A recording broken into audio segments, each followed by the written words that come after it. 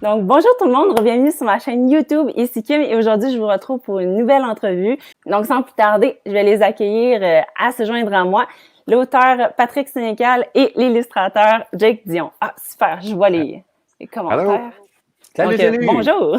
Allô! Ils viennent nous présenter la BD qu'ils ont faite pour le 20e anniversaire du roman Alice. Merci beaucoup d'être avec nous. Merci de l'invitation. Pour ceux qui n'auraient pas lu encore le livre et qui étaient très curieux de la BD, Patrick, peux-tu nous dire c'est quoi le résumé? Une version d'Alice au Pays des Merveilles, une version hardcore, une version trash, disons ça de même pour simplifier les choses. Pour être plus précis, c'est une fille, elle s'appelle Alice, qui vient d'avoir 18 ans. C'est une fille qui vit à Brossard, c'est une fille intelligente, mais c'est une fille qui se pose des questions sur est-ce que je vis la vraie vie, est-ce que, bon.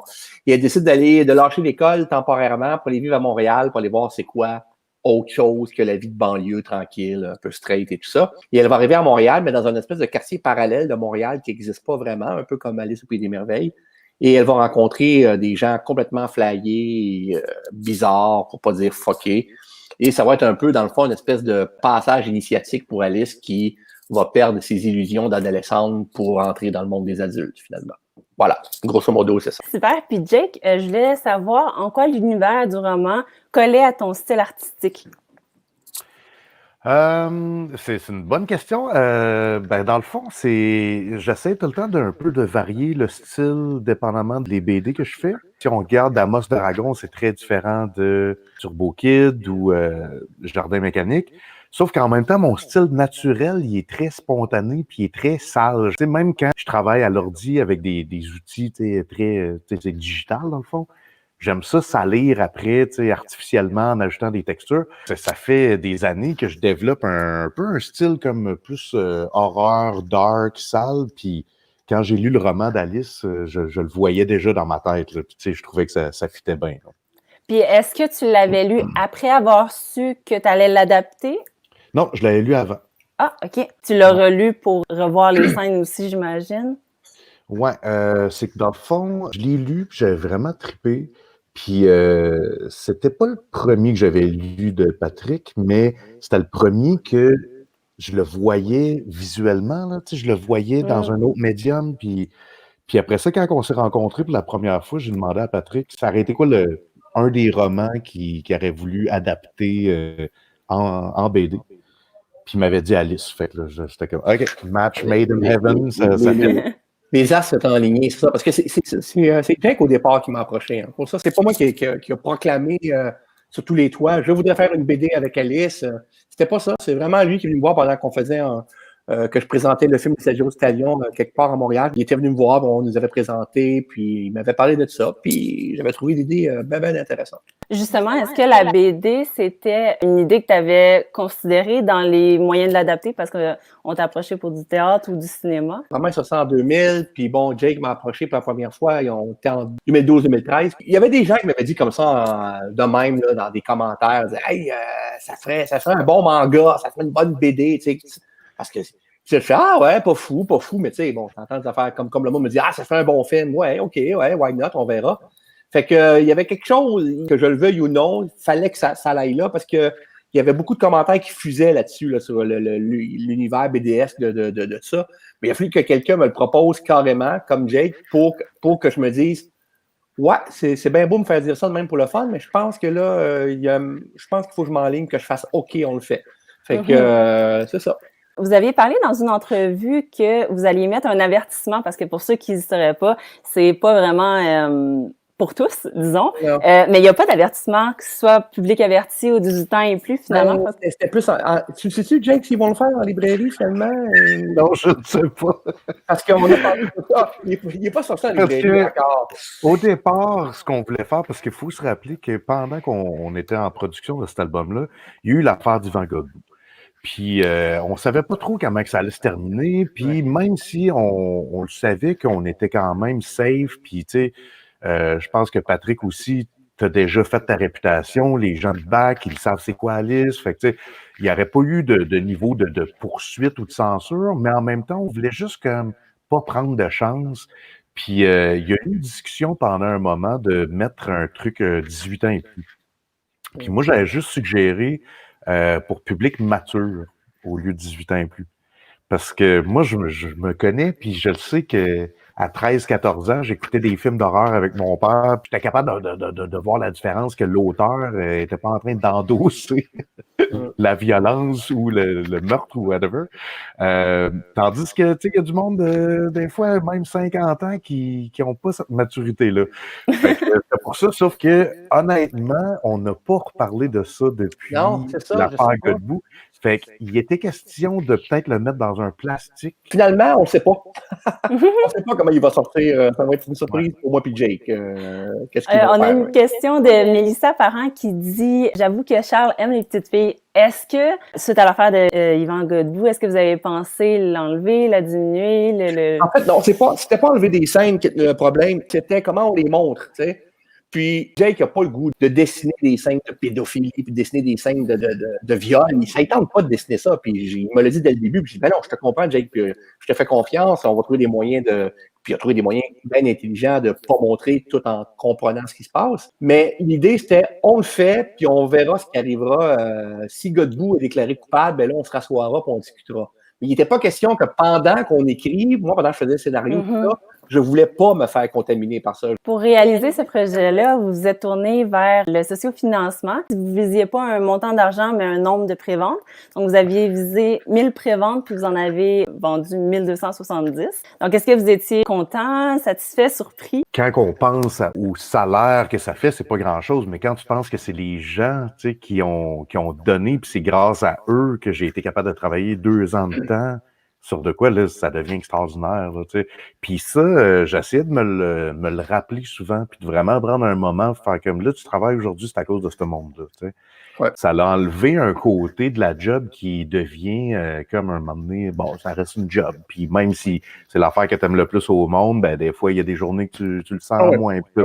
Mais sur Alice, ça m'a jamais fait ça, puis je pense en partie à cause aussi du sociofinancement. En plus, pour rajouter de la job, vous avez offert des caméos. Est-ce que finalement, ça s'est bien passé ou c'était plus difficile que prévu, intégrer des gens qui t'envoient leur portrait dans la BD? Pour vrai, je trouve que c'est une super bonne idée. Moi, ce serait mon genre de trip si je pouvais me ramasser dans un film ou dans une BD. Pour moi, là, c'était complexe, puis à chaque fois, genre, je retouchais un peu, puis là, j'étais comme « Ah non, ça y ressemble pas ». Puis en plus, tu dessines pas quelqu'un que tu connais, fait que c'est pas comme faire une caricature. Tu sais pas à quel point ce trait-là, je l'exagère-tu ou c'est juste sur la photo, tu sais. Fait que ça s'est bien passé quand même.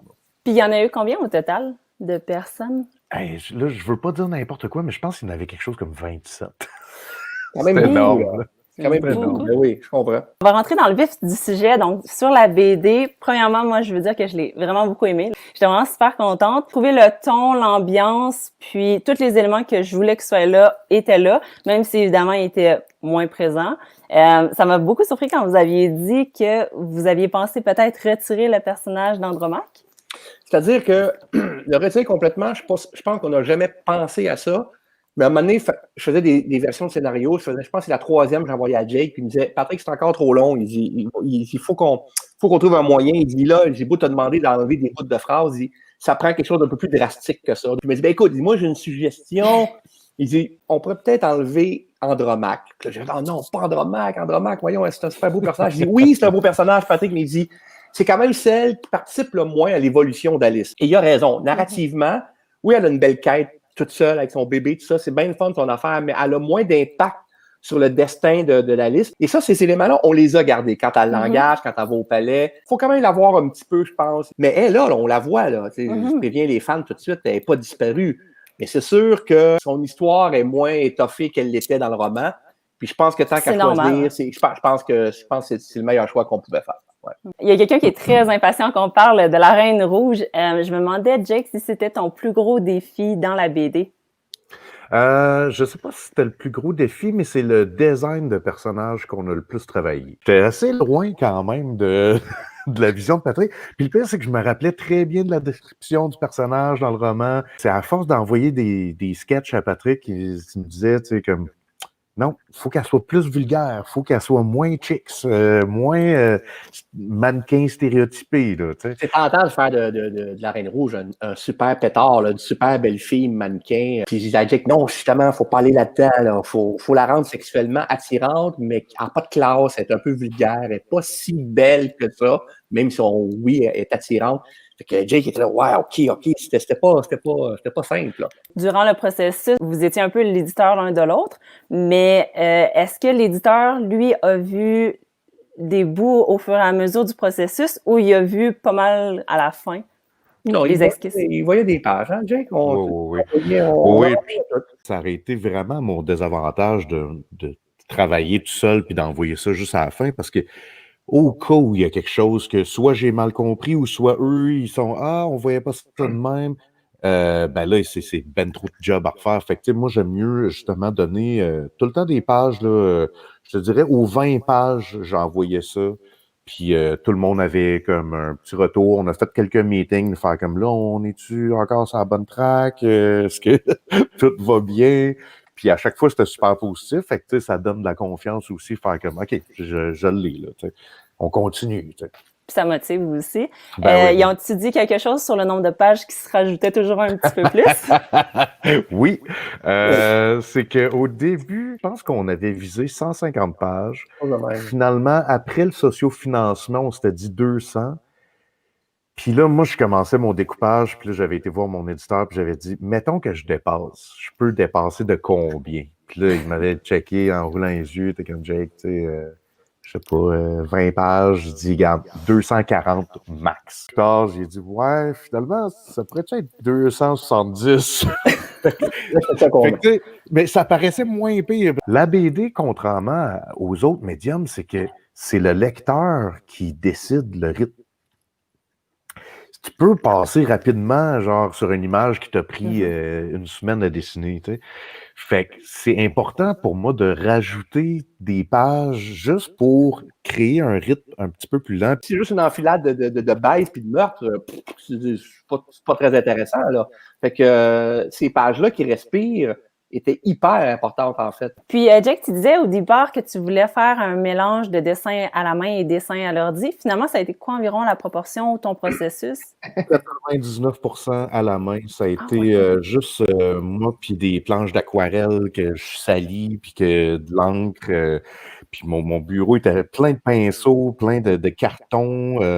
C'est qu'à la fin, je scannais. Puis je faisais quelques petites retouches couleurs pour ajuster les niveaux de contraste et le texte, puis le rouge. Le rouge, ça, c'est important de l'ajouter à l'ordi parce que je voulais que ça soit tout le temps la même teinte de rouge. Puis, c'est quoi l'élément qui vous a rendu le plus fier, que ce soit dans le processus ou dans le produit fini?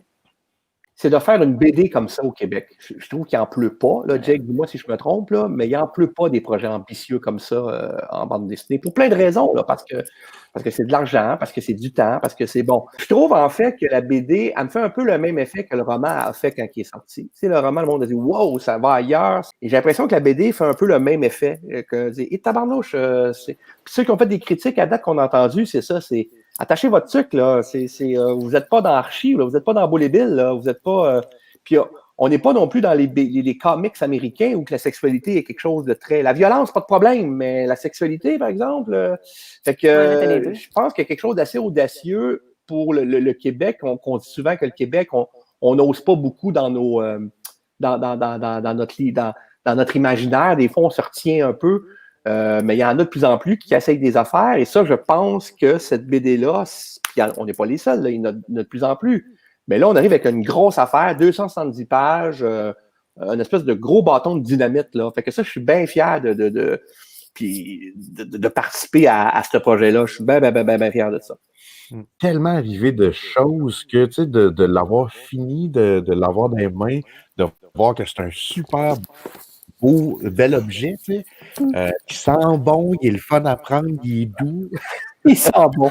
On dirait que je parle de Patrick. Il est doux, il est le fun à prendre dans ses bras. Mais c'est notre relation de travail, Patrick puis moi. Comment qu'on s'est comme trouvé là-dedans une manière de travailler que les deux, je pense qu'on se valorisait, puis c'était comme On se fait souvent poser la question ce temps-ci, genre, c'est quoi votre prochain projet? Puis honnêtement, on ne le sait pas. Ça se peut, il n'y a rien sur la table, mais on a comme trouvé, genre, ah ouais, je l'aime bien ce gars-là, puis j'aime ça travailler avec. Fait que, puis ça, c'est quand même plus rare qu'on pense. Fait que les deux avaient autant d'importance dans ce projet-là de création. Fait que c'est une belle réponse. Ben oui. Voilà. On est du bon monde malgré les affaires de fou qu'on fait. Jake, tu as fait la couverture de plusieurs des romans de Patrick. Est-ce que tu vas faire la couverture de son prochain roman? Eh oui.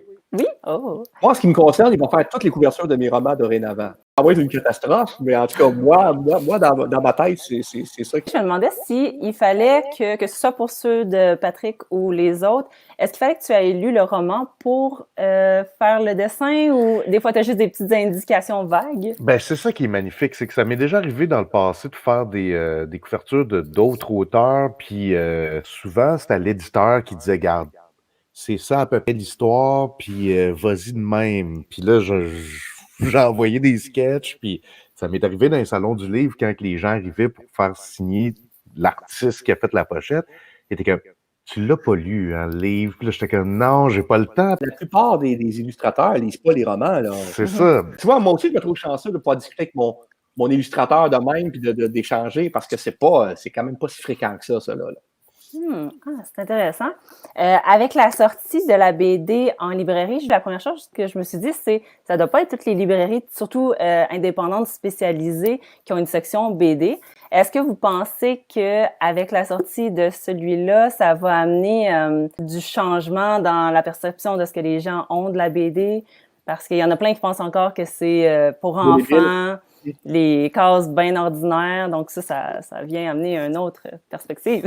Je suis pas assez connaisseur pour pouvoir prédire l'impact que le livre va avoir, mais moi, je suis en train de vivre quelque chose de quand même extraordinaire avec toute la couverture médiatique qu'il y a. Puis c'est rare pour des BD d'avoir autant de promos puis d'en parler autant, mais c'est encore plus rare pour des BD pour public mature, d'horreur, fantastique, ce type-là. C'est vraiment... C'est pour adultes. Là. Tu peux pas laisser ça traîner sur la table du salon si tu as des petits-enfants.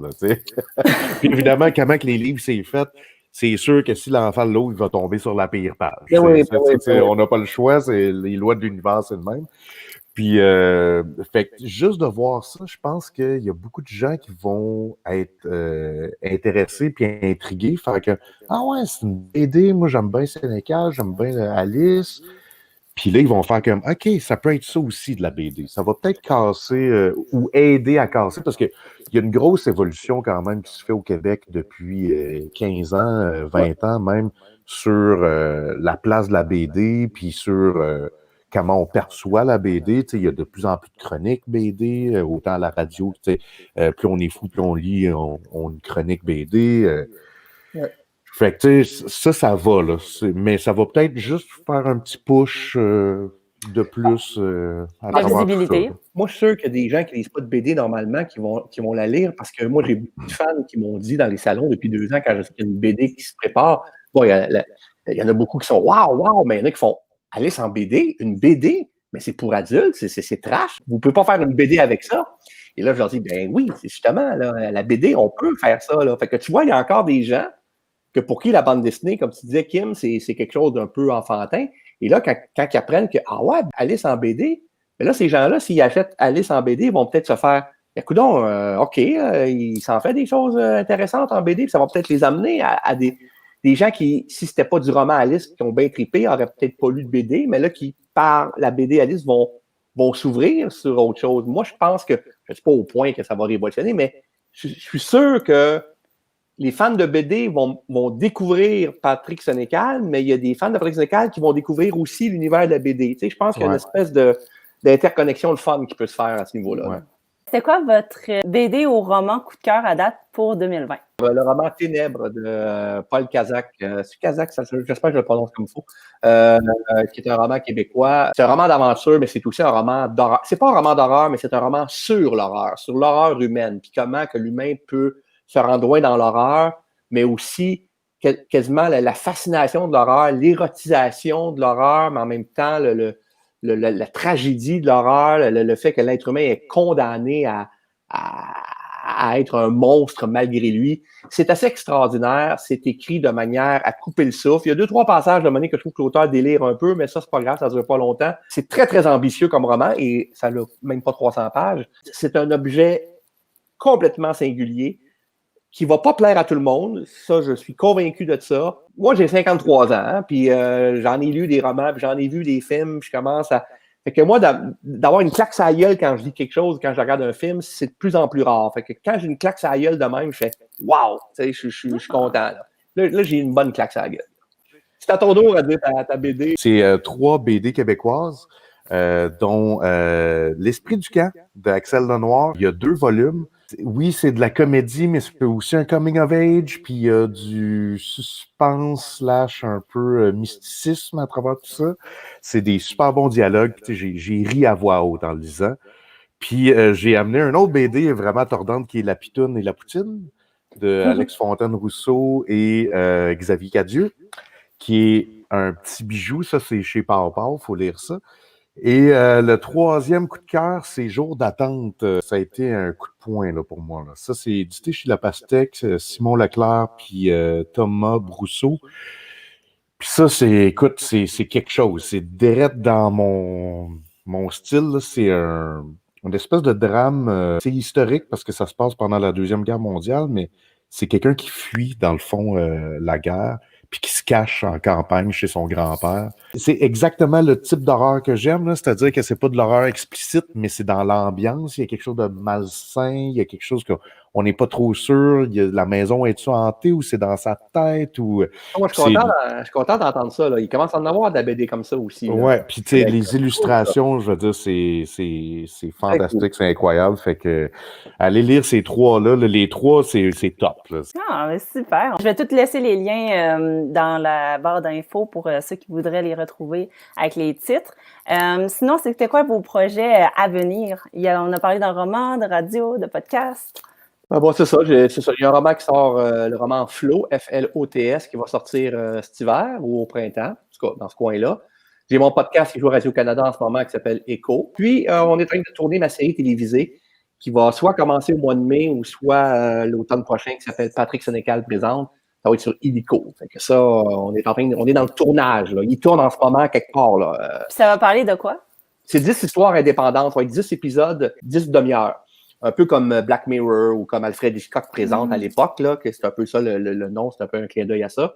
Fait que c'est 10 histoires différentes avec des personnages différents, des acteurs différents, avec un milieu, un début, une fin, comme des histoires courtes en une anthologie. 22 minutes. Une anthologie, exactement. Okay. Qui est horreur, thriller, suspense, et même dans certains épisodes, on a même 2, 3 que c'est d'humour noir. Là. Fait que voilà.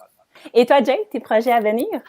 Moi, je suis en train de travailler sur ma BD que j'ai scénarisée, mais là, ça va être plus court. Puis, je peux pas dire grand-chose, sauf que c'est un drame psychologique / horreur cosmique québécoise.